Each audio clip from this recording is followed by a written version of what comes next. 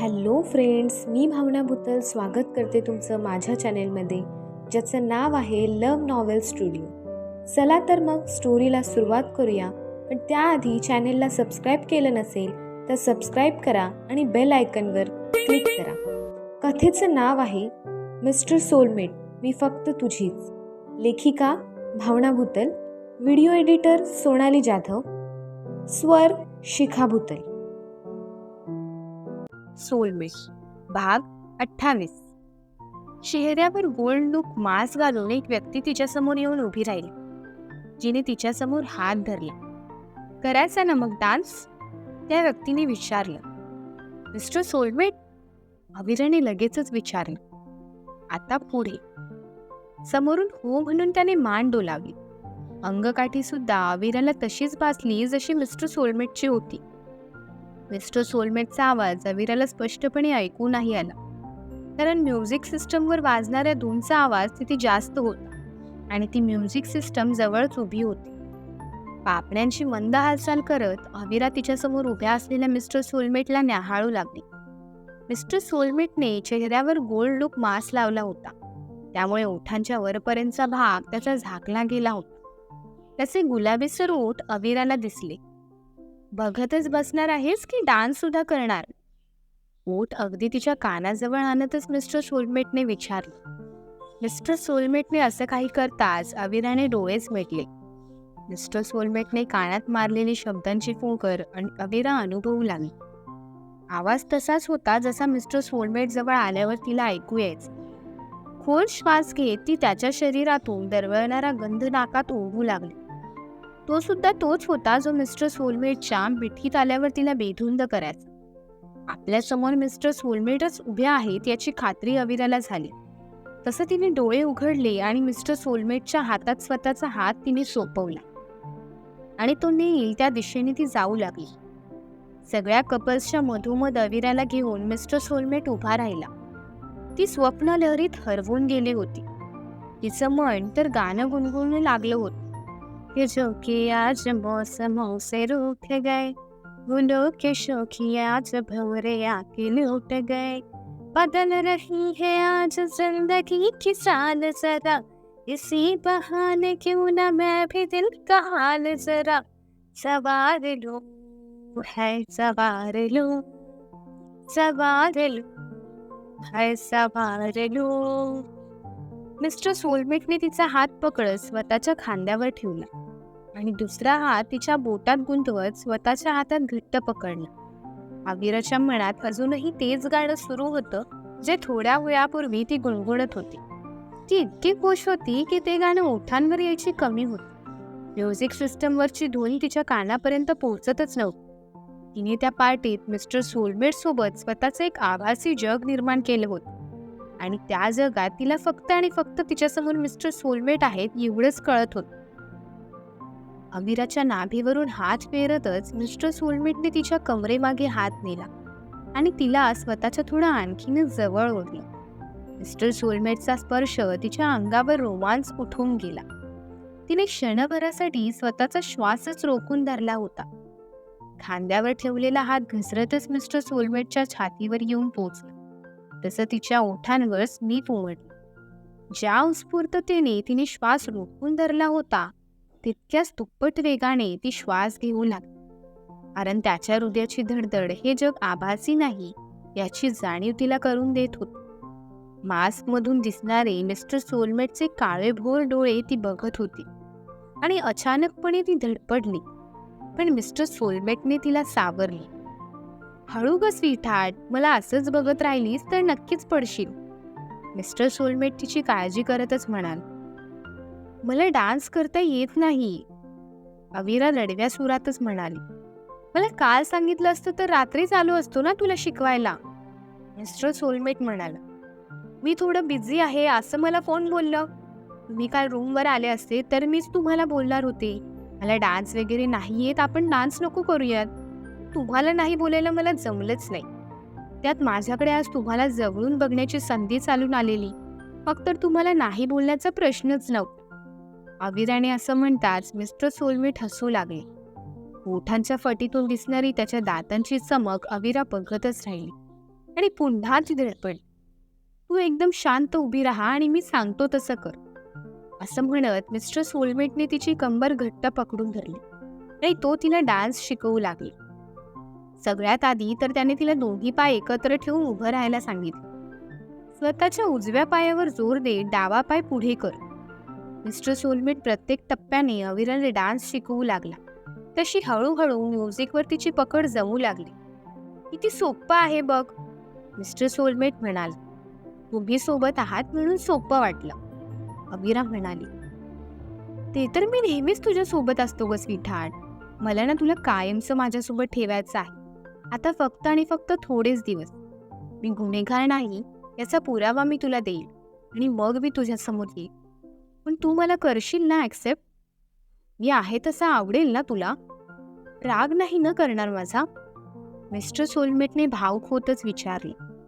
Mister सोलमेटला नक्की काय बोलायचंय हेच अविराला कळत नव्हतं. मिस्टर सोलमेटला नाही बोलायला तिला जमत नव्हतं. तिने स्वतःची मान हो म्हणून डोलवली. कदाचित त्याच्यावर असलेल्या अपार प्रेमामुळे ती आपसुकच हो म्हणून डुलत होती. आय लव्ह यू, अविराच्या कपाळावर ओठ टेकवतच मिस्टर सोलमेट म्हणाला. आज मिस्टर सोलमेटला आय लव्ह यू टू बोलण्यासाठी अविराच्या ओठांची सुद्धा थरथर होऊ लागली. मिस्टर सोलमेट तिचे ओठ न्याहाळू लागला. तिच्याकडून आय लव्ह यू टू ऐकण्यासाठी मिस्टर सोलमेटचे कान खूपच आतुर झालेले.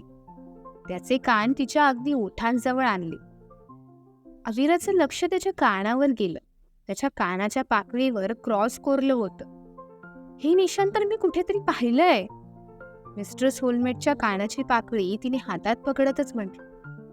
अविराने असं म्हणताच मिस्टर सोलमेटने स्वतःचे कान मास्कच्या आड लपवले. माझा मूडच घालवला स्वीटहार्ट. मी तुझ्याकडून आय लव्ह यू ऐकण्यासाठी किती एक्सायटेड होतो आणि तू आहेस की आय लव्ह यू बोलायला पण भाव खातेस, मिस्टर सोलमेट नाराजीच्या सुरातच म्हणाला. पण ते निशाण, अविरा पुढे काही बोलणार त्याआधीच मिस्टर सोलमेटने तिच्या ओठांवर तर्जनी ठेवंत केलं.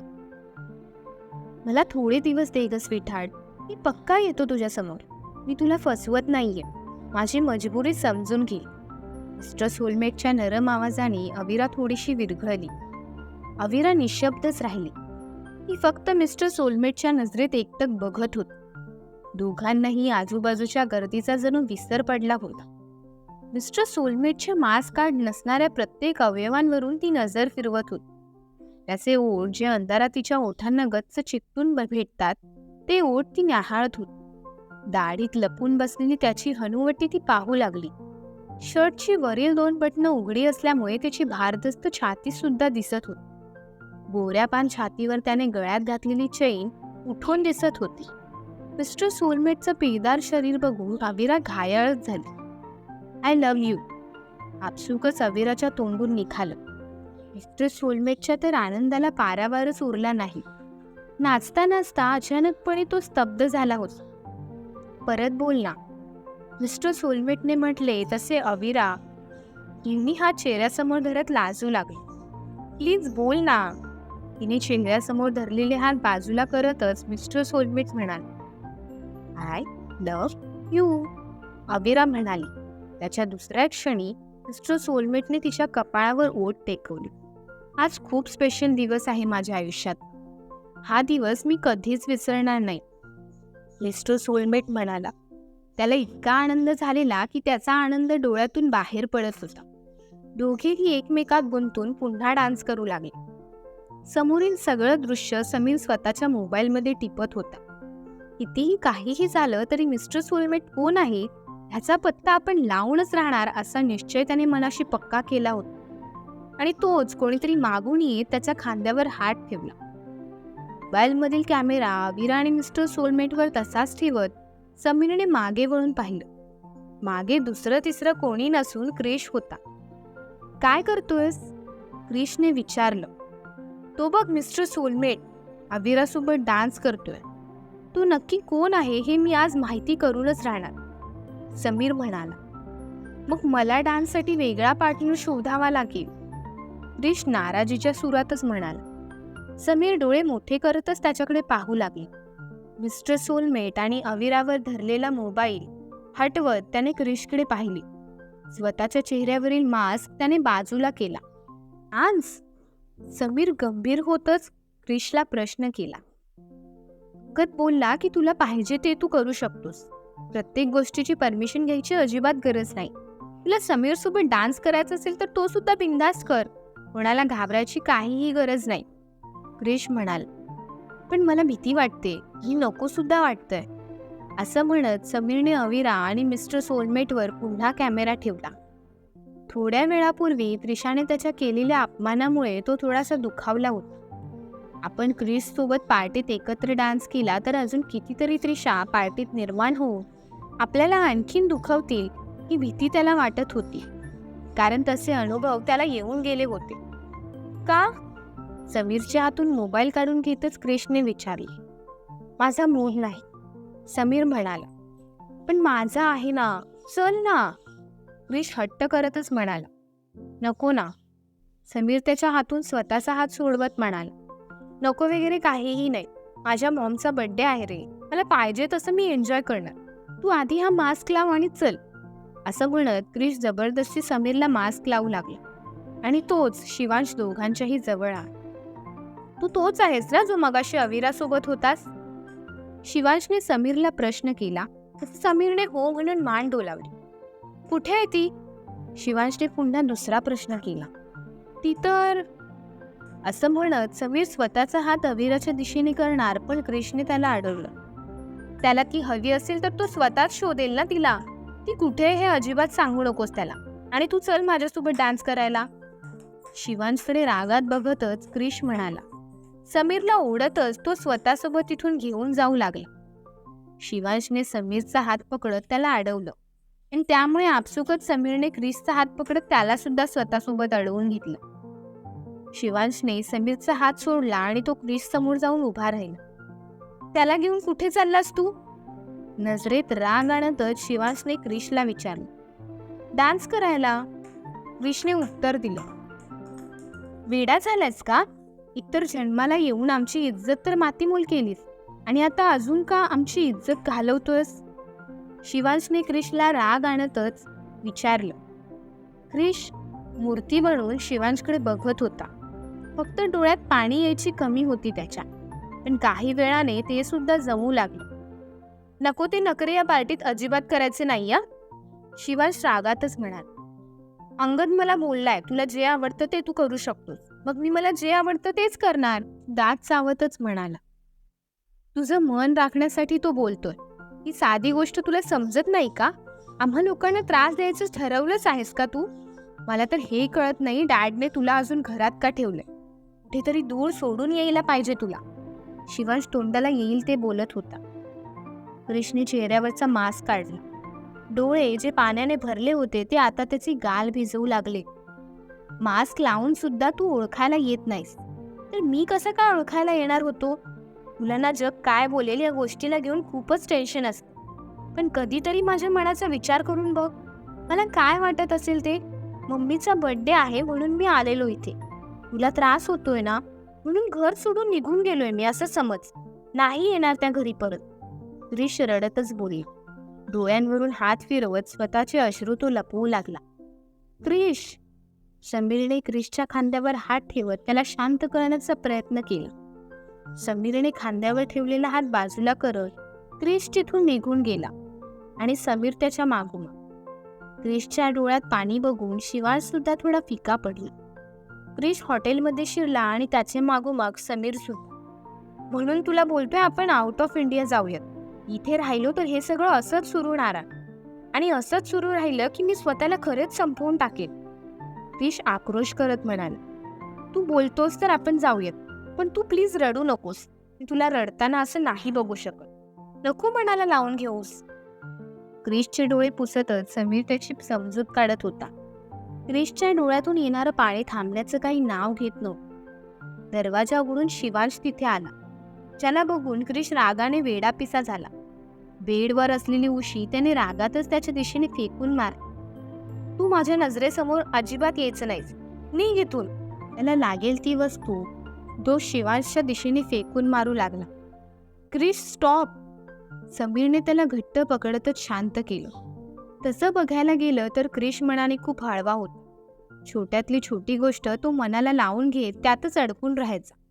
एखादी गोष्ट मनासारखी नाही झाली की तो स्वतःला खूप त्रास करून घ्यायचा. अल्लड वयात हे सगळं होतच असतं असा विचार करून त्याला घरातील सगळेच समजून घेत आले, शिवाय शिवांश. क्रिशच्या अशा वागण्याला तोच जबाबदार होता. त्याला टोचून बोलण्याची संधी तो कधीच सोडायचा नाही. आज क्रिश स्वतःला इतका त्रास करून घेत होता की त्याची छाती फुलू लागली. श्वास घ्यायला त्याला त्रास होऊ लागला, पण तरीही तो शांत बसत नव्हता. समीर क्रिशच्या खिशातून त्याचा इन्हेलर काढू लागला. अस्थमाचा त्रास असल्यामुळे क्रिश अस्थमा पंप स्वतःजवळ ठेवायचा. त्याच्या खिशातून अस्थमा पंप काढेपर्यंत तो खाली पडला. समीरला क्रिश आवरत नव्हता. त्याला सोडून तो खाली पडलेला इन्हेलर उचलू शकत नव्हता. पण क्रिशला होणारा त्रास आणि त्याचा आक्रोश बघत राहिला. त्याला होणारा त्रास बघून त्याच्या डोळ्यात सुद्धा थोडं पाणी आलं. खाली पडलेला अस्थमा पंप उचलत तो क्रिश जवळ आला. क्रिश त्याला स्वतःपासून लांब ढकलू लागला. श्वास घेता येत नव्हता म्हणून त्याला भरपूर त्रास होऊ लागला होता. तुला त्रास होतोय, तू आधी पंप ओढ, शिवांश म्हणाला. नाही ओढणार, आज स्वतःला संपवून टाकणार. क्रिश धापा टाकतच म्हणाला. ए क्रिश, तू असं काहून बोलून राहिला बे? मी कसा जगेल तुझ्याशिवाय? पंप ओढ गप्पपणे. समीर क्रिशला समजवत म्हणाला. हे जग आपलं नाही सॅम, मला नाही जगायचंय. मला हा शिव खूप त्रास देत राहतो. छाती धरतच क्रिश समीरला बोलू लागला. आपण आज रात्रीच आउट ऑफ इंडिया निघून जाऊयात. बोलशील तसं करूयात, प्लीज पंप ओढ, समीर म्हणाला. क्रिश नाही म्हणून मान डोलावू लागला. हळूहळू त्याचे डोळे सुद्धा वर जाऊ लागले. जर पंप ओढायला उशीर केला तर क्रिशचा जीव नक्की जाईल हे त्याच्याकडे बघून समीर आणि शिवांशला दिसत होतं. शिवांशला त्याच्या वागण्याचा पश्चाताप होऊ लागला. सगळ्यांसमोर आपल्या पार्टनरला घेऊन डान्स करावा अशी त्याची छोटीशी इच्छा होती. मी का त्याचा राग करत बसलो असं शिवांशला वाटू लागलं. क्रिश, आय एम सॉरी, तू पंप ओढ, शिवांश क्रिश जवळ जातच म्हणाला. लांब हो माझ्यापासून, म्हणत क्रिशने शिवांशला दूर लोटण्याचा प्रयत्न केला, पण क्रिश स्वतःच खाली कोसळले. क्रिश, शिवांशच्या तोंडून किंकाळी बाहेर पडली, पण त्याची ती किंकाळी ऐकायला समीर व्यतिरिक्त तिथे कोणीच नव्हतं. क्रिशला फक्त आणि फक्त अंगदच हँडल करू शकतो हा विचार करत शिवांशने अंगदला फोन फिरवली, पण अंगद त्याचा फोन उचलत नव्हता. मोबाईल बाजूला ठेवून शिवांश स्वतःच क्रिशजवळ बसला. एक चान्स नाही देणार तू मला? मी तुला अशा अवस्थेत नाही बघू शकत क्रिश. मला एक संधी दे प्लीज. मी तुला परत कधीच हर्ट नाही करणार. I love you, please Krish, Shivansh रडतच क्रिशला म्हणाला. क्रिश एकटक स्वतःच्या भावाकडे बघत होत. परत तुझा राग पण नाही करणार, प्रॉमिस, प्लीज पंप ओढ, असं म्हणत शिवांश क्रिश जवळ आला. त्याच्या तोंडात त्याने पंप ठेवला. क्रिशने पंप ओढला तसं दुसऱ्या क्षणी त्याला बरं वाटलं. डोळे मिटून तो शांत बसून राहिला. क्रिशला आता त्रास होत नाही हे बघून शिवांश आणि समीरचा जीव भांड्यात पडला. शिवांशने क्रिशला स्वतःच्या हृदयाजवळ कवटाळून घेतलं. क्रिशची अवस्था बघून घाबरला होता. प्रेम तर भरपूर करायचा तो क्रिशवर, पण क्रिशचं वेगळेपण आणि समाजाची भीती क्रिशबद्दल त्याच्या मनात चीड आणायची. तुला डान्स करायचा आहे ना, चल, म्हणत शिवांश त्याला उभं करू लागला. क्रिशने नाही म्हणून मान डोलावली, कारण आता त्याचं मन पण उडालं होतं. मला नाही कोणाचा विचार करायचा, मी फक्त तुझा विचार करेल जे अंगद करत आलाय. आत्तापर्यंत मी तुला जे काही बोललो त्यासाठी सॉरी. मला कळत होतं मी चुकीचं पण काय माहीत का मी ठरवून तुझ्यासोबत वाईट वागत आलो, कारण तू खरंच घर सोडून आउट ऑफ इंडिया निघून जावं असं मला वाटत होतं, पण तू आहेस की जातच नव्हतास. मला तुझ्यावर अधिकार गाजवायला आवडतो, पण तोच अधिकार जेव्हा अंगद गाजवतो तेव्हा मला चीड येते. तुझ्यावर रागवायचा आणि तुला ओरडायचा अधिकार फक्त आणि फक्त मला आहे असं मला वाटतं. मी जे शब्द तुला बोलतो ना ते इतर कोणी तुझ्याबद्दल बोललं तर मी जीवच घेऊन टाकेल त्याचा. मला तुला या इंडियात नाही ठेवायचं, कारण इथे तसलेच लोक भेटणार आहेत तुला, जसं मी तुझ्यासोबत वागत आलो, आणि तू हे सगळं नाही सहन करू शकत. म्हणून डॅड आणि अंगदच्या मागे लागलोय की तुला घराबाहेर करायला, पण तू आहेस की इंडिया सोडून जायलाच मागत नाहीस. आज मी तुला बोललो म्हणून स्वतःला संपवायला निघालास. उद्या दुसरं कोणी बोललं तर मग तेच करणार का? त्यापेक्षा कुठेतरी जाऊन सेटल हो आणि नवीन लाईफ जग. तसं पण तुला तुझा लाईफ पार्टनर भेटलाच आहे, शिवांश क्रिशला समजवत म्हणाला. क्रिश काहीही न बोलता शांत बसून होता. तुला विचार करायला वेळ हवा असेल तर तो तू घे आणि डान्स करायला चल. केक कटिंग सुद्धा करायचंय, शिवांश म्हणाला. समीर आणि क्रिशला घेऊन तो पुन्हा गार्डनमध्ये आला.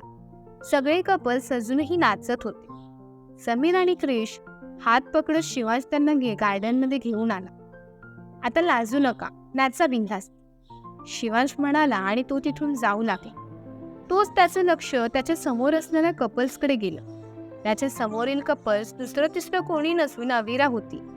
तिच्या साडीचा रंग आणि कमनीय बांधा त्याने त्याच्या मनाच्या कप्प्यात बंदिस्त केला होता. त्याची पावले तिच्या दिशेने जाऊ लागली. पुढील भाग नक्कीच वाचावासा वाटत असेल तो पण लगेच, पण त्यासाठी कमेंट करा आणि चॅनलला सबस्क्राईब सुद्धा करा. भेटूया पुढील भागात. धन्यवाद.